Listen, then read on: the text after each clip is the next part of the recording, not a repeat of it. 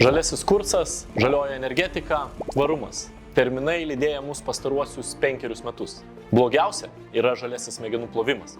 Jau netrukus skubėsime į sodybą, į žygį, visa tai geriausia yra miške. Tačiau mūsų miškai nyksta. Apgaudinėjame save, sakydami, kad kirsdami seną medį pasodinsime 7 ar 5 medžius. Juk nesvarbu, mes norime miško, ne parko ar daržo. Todėl mes, Demokratų sąjunga vardan Lietuvos, siekiame išsaugoti senuosius Lietuvos ir Europos miškus.